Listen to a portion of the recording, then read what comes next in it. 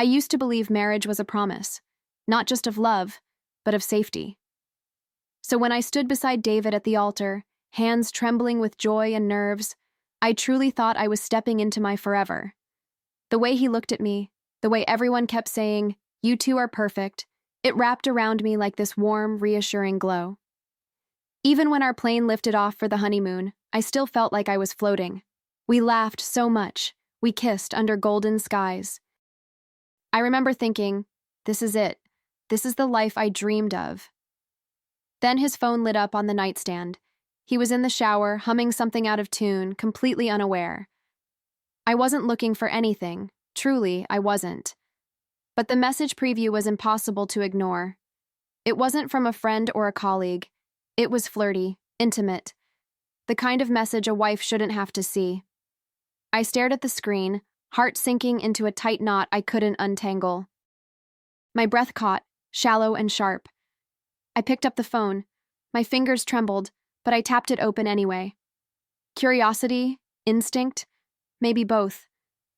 I wish I could say it was just that one message, but it wasn't. There were photos, chats, proof. The affair hadn't ended. It had followed us, right into our honeymoon suite. Time slowed down. The air felt heavy, like the walls themselves knew and didn't know how to hold the weight. I sat there frozen, his phone still glowing in my hand, while the sound of water echoed from the bathroom. My face didn't move. No tears, no gasps, just silence. There was something surreal about it, like watching a life unravel in slow motion. The kind of betrayal that doesn't scream. It just settles into your bones. My mind raced, but my body stayed still. I thought about every vow he made, every word he whispered during the ceremony, and how empty they felt now. It wasn't just the cheating, it was the timing. The cruelty of smiling at me with lips that had kissed someone else hours before. The sheer ease with which he lived a lie. That hurt more than the act itself. I wondered for a second if he ever meant a word of it. And still, I didn't break. I didn't scream. I didn't cry. I just looked at myself in the mirror and asked, what now? I could have confronted him, demanded answers, created a scene right there. But something deeper, quieter, took hold. A part of me I didn't know existed, calm, measured, almost surgical. That part walked me to the desk, pulled out hotel stationery, and picked up a pen. The first words came slower than I expected. Not because I didn't know what to say, but because I knew too much. "You made your choice," I wrote, my hand steady, my pulse anything but. "Now I'll make mine." I didn't pour emotion onto the page. No accusations, no begging, just facts, just finality. It wasn't about hurting him. It was about freeing me. I placed the letter back on the desk for a moment, rereading each line, making sure it said exactly what it needed to. I took off my ring, the one that had meant everything just days ago, and set it on top of the folded paper. It didn't feel like I was giving something up. It felt like I was taking something back. My voice, my peace, my future. One he didn't deserve to be part of. When the water turned off and I heard him moving around, I didn't panic. I slid the phone back exactly where it had been, sat down calmly, pretended nothing had happened, but inside, something had shifted, something had sharpened. I wouldn't scream. I wouldn't cry. I'd already started writing, not just a letter, but the beginning of my own ending. I woke up before the sun. The room was quiet, too quiet for what it held.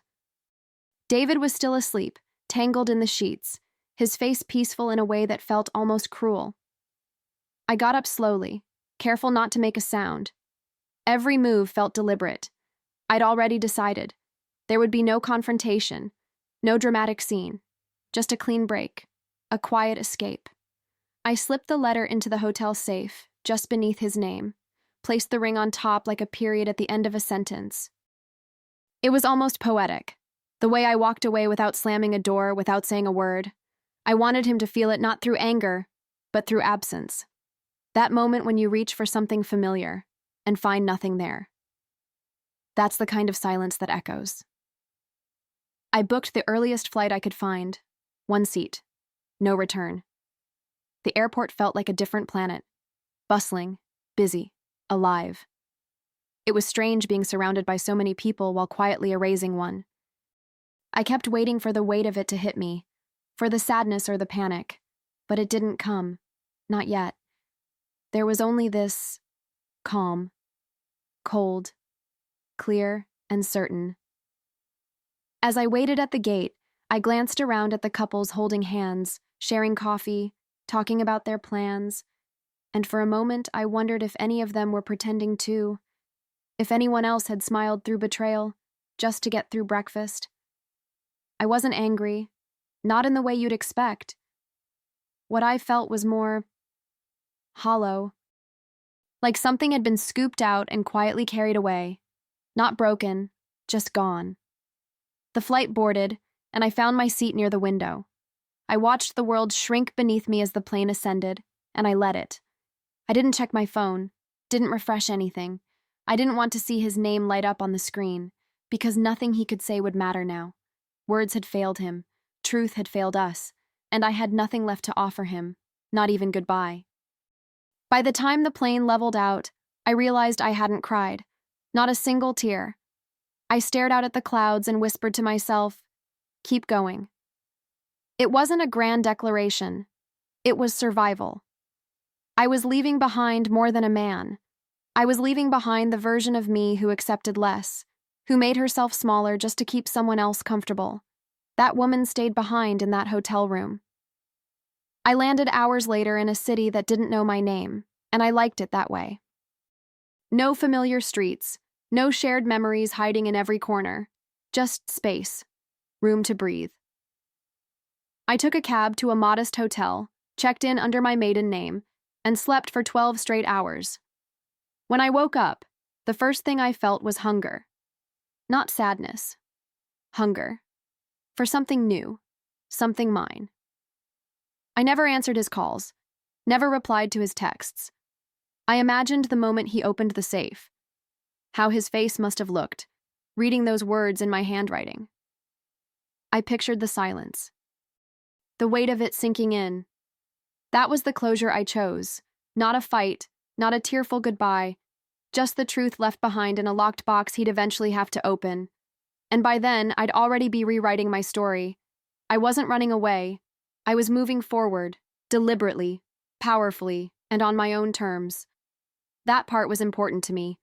I didn't want him to remember a woman who shattered. I wanted him to remember a woman who walked away whole. And so I did. By the time he opened the safe, I was already building a life without him. Starting over wasn't glamorous. It was messy, quiet, and slow. I got a tiny apartment with peeling paint and thin walls, but it was mine. I found a job at a small marketing firm, nothing fancy, just a fresh start. I kept my head down, worked hard, and built a routine. Coffee in the mornings, long walks after work, books stacked beside my bed. For the first time in years, I had space to hear myself think. I didn't talk about David.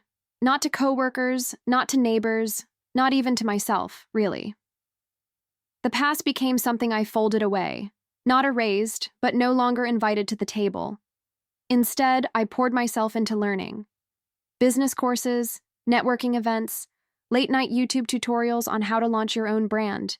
There was power in progress, power in deciding who I wanted to become, instead of being defined by who I'd been with. And slowly, things shifted. I built a small consulting business out of my apartment. Clients came in one by one, women mostly. Women with stories, women like me. I helped them craft their voices, design their brands, believe in what they had to offer. In helping them, I was healing myself. Reinvention wasn't some sudden makeover. It was steady, intentional. Brick by brick, I was building a new foundation. Eventually, I started saying yes again, to dinners, to conversations that went past small talk, to glances that lingered just a little longer. It was cautious at first.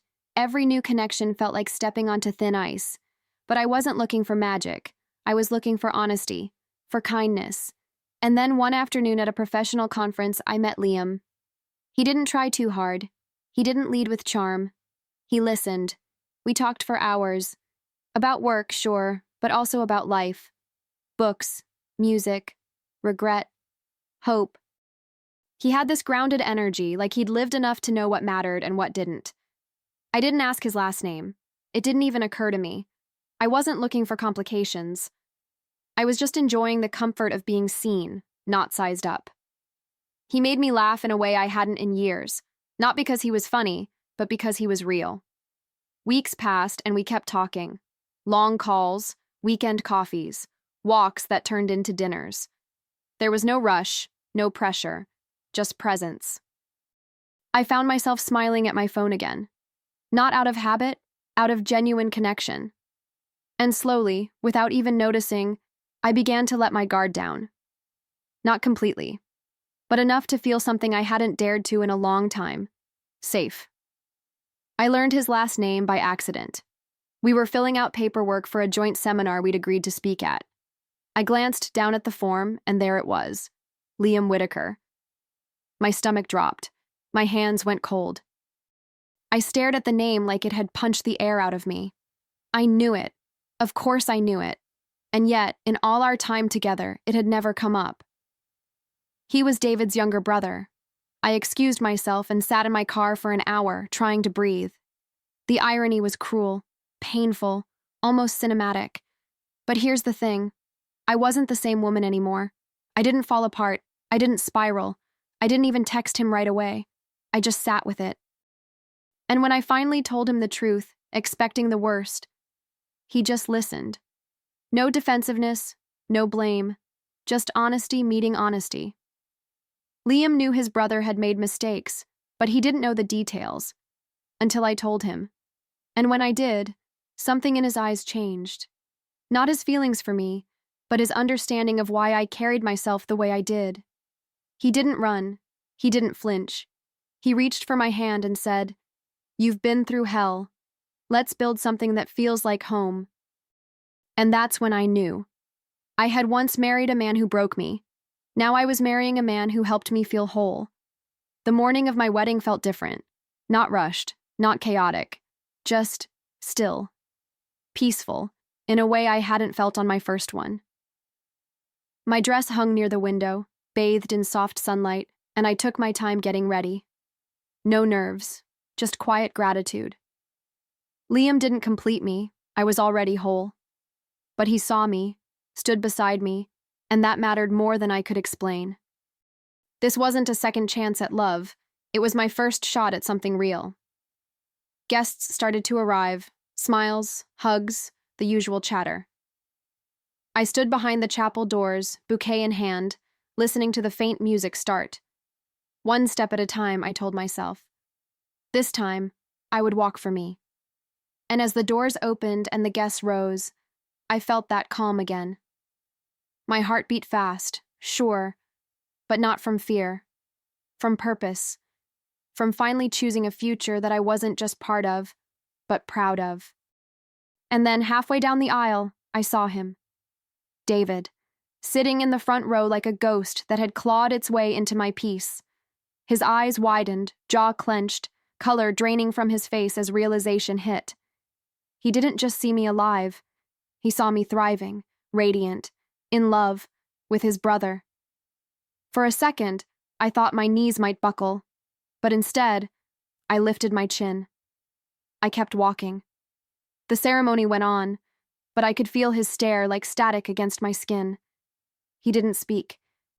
He didn't move, just sat there, watching as I said the vows he once twisted, now spoken with truth. Liam's hands held mine, steady, warm, unshaken. In his eyes there was no confusion, no hesitation, just love. And right then, I knew. This wasn't just a wedding. It was a reclamation of dignity, of voice, of peace. We said, "I do." The crowd clapped. I remember turning to face the guests, catching one last glimpse of David. He looked smaller somehow. Like the weight of his own lies had finally settled on his shoulders. He couldn't undo the past, and he couldn't pretend I was someone he still understood. I wasn't the woman he left behind. I was the woman who rose without him, the one he never thought would. After the ceremony, he approached. Of course he did. I knew that look. Desperate, stunned, grasping at something already gone. "Elena," he said, barely above a whisper. I turned to him, calm and clear, and met his eyes. "Strange, isn't it?" I said. "You lost me with a lie. He found me with truth." He blinked, like the words had cut deeper than he expected, but I didn't wait for a response. I didn't need one. He just stood there, mouth slightly open, trying to gather words that wouldn't come. Maybe he thought this moment would end differently, that I'd fall into old patterns, offer him closure he hadn't earned. But I wasn't there to soothe his conscience. I was there to marry the man who showed me what it meant to be loved without conditions, without masks. Liam was already at my side, protective without being possessive. David looked at him, then back at me, like he was doing the math of everything he'd lost. I didn't gloat. I didn't smirk. I didn't need to. The silence between us said enough. It was the sound of someone realizing too late that you can't fix what you destroyed with your own hands. He once had me forever. And he lost me without a fight. That was the part that haunted him. Not the wedding, not the ring. The fact that I walked away and never looked back. We turned, hand in hand, and left him there, surrounded by flowers and smiles that weren't his anymore. I didn't feel anger or pity, just a finality that settled deep in my chest, like the click of a locked door. And as we stepped out into the sunlight, I could almost hear my past shutting behind me, not with a bang, but with quiet, graceful certainty. The kind you don't question, the kind that never reopens. It didn't take long. David tried reaching out to Liam the very next day, called him, texted, even showed up at his apartment unannounced. I knew he would. Men like him don't handle being left behind, especially not by someone they thought would stay broken. But what he didn't know, what he never understood, was that I had already told Liam everything. From the beginning. The betrayal. The letter. The safe. All of it. Liam didn't flinch when I told him. He didn't get angry or insecure or ask me to hide it. He just said, "Thank you for trusting me." That's who he is. Grounded. Honest. Protective. So when David tried to twist the story, when he showed up with all his charm turned desperation, Liam shut it down before it even started. "You broke her," he told him, voice calm but firm. "I won't let you near what's whole now." There was no shouting, no dramatic scene, just a boundary, clear and final. David didn't understand how we got here, how the woman he once dismissed was now stronger, steadier, loved by the brother who saw her worth. But this wasn't about rivalry. It wasn't revenge. It was reality. And in that reality, I was no longer his echo. I was someone else's future. One he had no power to disrupt. We didn't argue with David. We didn't explain ourselves. There was nothing left to explain. The past had already spoken. In choices, in silence, in a ring left behind in a safe. Liam and I focused on us. On the life we were building, not the one that tried to unravel me. We packed our bags a week later for the honeymoon. Same white sands, same ocean view. But this time, everything felt different. It was mine now. Landing on that island again, I half expected ghosts to greet me. But there weren't any. Just the warm breeze, the soft scent of salt in the air, and the feeling of a chapter being rewritten, on my own terms. We checked into a different hotel, far from the one that held memories I no longer needed. I looked out at the waves, and for the first time, I didn't feel haunted. I felt free. Entirely, fiercely free. Liam watched me closely, not with concern, but with reverence. He knew what this place meant, what it had once stolen, and what I was reclaiming now. I took off my shoes, walked barefoot across the sand, and let the water touch my feet. The same ocean, a different woman. That was the difference. I had come back, not as the abandoned, but as the author of her own ending. On our last night, we had dinner by the shore.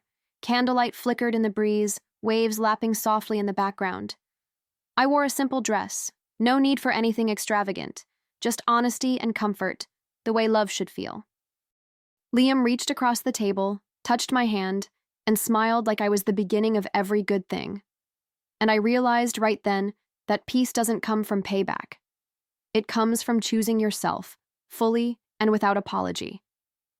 I thought about everything it took to get here. The silence, the rebuilding, the loneliness that used to curl up beside me at night. I'd carried so much, and for so long, that I didn't even notice when it got lighter. But sitting across from him, with a new ring on my finger and laughter rising easily in my chest, I understood. This wasn't revenge. This was redemption. Not loud, just real. I didn't need to make David regret losing me. Life did that for me. All I needed was a second chance, not at love, but at peace, at truth, at finally being in a story that didn't ask me to shrink.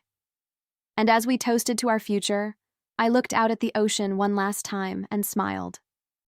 Because this time, the island didn't carry pain. It carried promise. I didn't need revenge, just a second chance, with the right man in the right story,